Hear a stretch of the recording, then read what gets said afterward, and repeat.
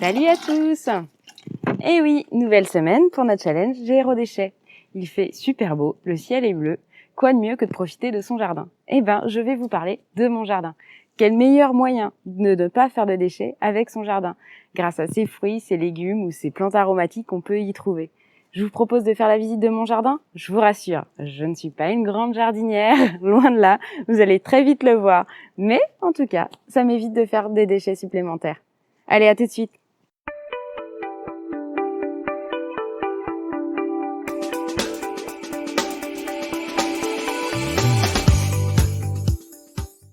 Alors voilà, bienvenue dans mon jardin. Avant qu'on commence, vous avez pensé à liker la vidéo, à me mettre des petits pouces? Vous avez pensé à vous abonner à la chaîne pour avoir la prochaine alerte? Hop hop hop, on arrête tout, on commence par ça. Et maintenant on y va. Bienvenue dans mon jardin.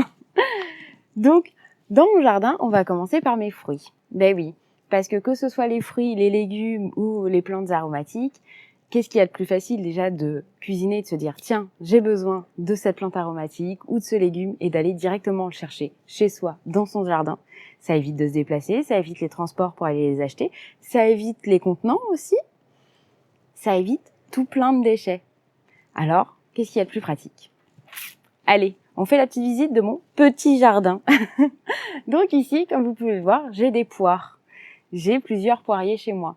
C'est très pratique, on peut faire des desserts, on peut faire des sorbets, on peut faire tout plein de choses. Si j'ai envie d'un goûter, j'ai une petite faim, je peux venir prendre une poire plutôt que de prendre ma voiture, d'aller en acheter et de revenir. Toujours plus pratique. Et évidemment, je peux aussi en faire des bocaux pour les conserver pour un peu plus tard. Donc là, j'ai un petit peu triché parce qu'effectivement, quand j'ai emménagé dans cette maison, les poiriers étaient déjà là. Effectivement, si vous plantez des arbres fruitiers, en moyenne, il faut attendre 2 à 3 ans pour récolter les premiers fruits. Mais bon, ça vaut le coup d'attendre, non? Allez, on continue. Alors, quoi de plus pratique après des fruits? Des légumes. Enfin, un légume, qui est en fait un fruit. Oui, puisque je vais vous parler de mes tomates. J'ai des tomates cerises et des grosses tomates juste derrière. J'ai 4 pieds ici. C'est très simple à planter, c'est très simple, il faut juste l'arroser, ça ne nécessite pas énormément d'entretien, juste de couper ce qu'on appelle les gourmands pour qu'il n'y ait pas trop de monde sur nos branches, pour que nos tomates puissent amplement se développer. Et qu'est-ce qu'il y a de plus pratique que des tomates en apéritif, dans des salades, pour mes tomates cerises, et pour mes grosses tomates, que ce soit dans des salades de crudités ou alors même cuites, c'est très bon, des tomates farcies par exemple. Donc, à toute saison, n'importe quand, on peut manger des tomates et c'est très très bon. Allez, on continue parce que bon, j'ai mes fruits, mes accompagnants. Maintenant, qu'est-ce qu'il me faut? Ah bah oui, mes plantes aromatiques. Bah oui, quand je cuisine, qu'est-ce qu'il faut pour donner un petit peu de goût? Allez, je vous fais le détail de mes plantes aromatiques. Alors, qu'est-ce que j'ai besoin comme plante aromatique? Alors ici, j'ai planté du thym, qui est très bon en accompagnement de mes viandes, de la ciboulette, très bonne dans mes salades, du persil frisé et du persil plat, et un petit peu d'estragon. Mais ça, c'est parce que j'ai un jardin. Ben oui, avant j'étais en appartement. Et donc, j'avais un tout petit balcon. Et donc, lors du premier confinement, j'ai décidé de créer à base d'une palette, parce que forcément, je me suis dit que j'allais recycler ce que j'avais déjà. Donc, créer à partir d'une palette une petite jardinière pour pouvoir faire mes plantes aromatiques. Parce que oui, la plupart de nos plantes aromatiques, effectivement, on les achète dans des petits pots en verre ou dans des sachets. En plus, on n'a toujours besoin que d'une petite quantité, on n'a pas besoin de tout ça. Enfin, du coup, ça nous prend énormément de place dans nos placards de cuisine, ça fait énormément de déchets. Donc, c'est pour ça que déjà en appartement, j'avais cette envie de faire pousser mes plantes aromatiques. Alors, j'ai créé cette petite jardinière que vous pouvez voir ici, qui a été réalisée à base d'une palette. Et donc, dans cette jardinière, vous pouvez y trouver de nouveau de la ciboulette, du persil plat, du thym également, et de la menthe. Et voilà, c'était sur mon balcon. Ça prenait pas de place. Vous avez vu à côté? C'est ma vieille baignoire. Parce que je ne sais pas si vous l'avez vu, si vous avez été voir sur le site de My Little Découverte, mais nous avons acheté une maison à rénover. Et donc, c'était l'ancienne baignoire des anciens propriétaires.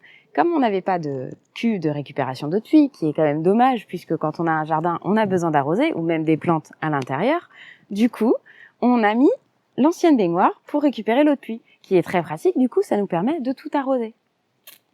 Zéro déchet jusqu'au bout. Et voilà. Donc, pour ma partie jardin. Maintenant, je vais vous montrer un petit truc que j'ai à l'intérieur. Bah oui, parce que vous allez vous dire, Julie, c'est simple chez toi. T'as un jardin, tu peux y planter ce que tu veux. Oui, c'est vrai. C'est plus pratique d'avoir un jardin, d'avoir un extérieur. Mais on peut également le faire en intérieur. Vous avez vu, je vous ai présenté ma petite jardinière pour mon petit balcon lorsque j'étais en appartement. Mais je vais vous montrer aussi ce que j'avais dans mon appartement. Alors, vous vous en doutez, évidemment, dans mon appartement, j'ai fait mes plantations dans des pots. Enfin, plus précisément, dans un pot, dans un sac de culture, ou un sac en géotextile. Effectivement, c'est beaucoup plus léger qu'un pot en terre, c'est beaucoup plus malléable, et c'est assez esthétique, c'est assez joli, et du coup, c'est bien plus pratique. Par exemple, ici, mon sac était dans ma véranda, mais il faisait beaucoup trop chaud. Du coup, j'ai pu facilement le sortir dehors, parce qu'en plus, celui-ci a 2 anses, donc du coup, il est vraiment très pratique. Et j'y ai planté un légume, j'y ai planté des petits radis, très pratiques pour l'apéro ou pour les salades. Du coup, c'est un régal. Alors, je vais juste finir cette astuce de la semaine par quelques petits conseils pour entretenir vos terres, parce qu'évidemment, pour avoir de bons légumes, de bons fruits, il faut une bonne terre, évidemment. Donc, rien de plus simple pour éviter les mauvaises herbes. Vous prenez 1 litre d'eau avec une cuillère de savon liquide, vous aspergez et c'est très efficace pour désherber. Vous pouvez également, je vous l'ai déjà dit, utiliser le marc de café, qui est un très bon engrais, ou vous pouvez ici aussi, utiliser des coquilles d'œufs. Vous les cassez et vous les mettez sur votre terre. C'est un excellent anti-limaces. Et n'oubliez pas qu'il faut mieux peu d'eau que trop. Il vaut mieux arroser un peu de temps en temps, mais en plus grande quantité, de façon à ce que les plantes aillent vraiment chercher l'eau profondément, en fait, et que les racines s'incrustent bien dans la terre, bien profondément. Donc voilà, c'était ma petite astuce de la semaine. J'espère qu'elle vous a donné envie de créer votre potager, de faire plein de petites plantations ou d'agrandir le vôtre si vous avez eu des idées supplémentaires. En tout cas, on oublie de prendre sa voiture pour aller chercher des fruits ou des légumes dans les grandes surfaces. C'est pas la peine. On oublie.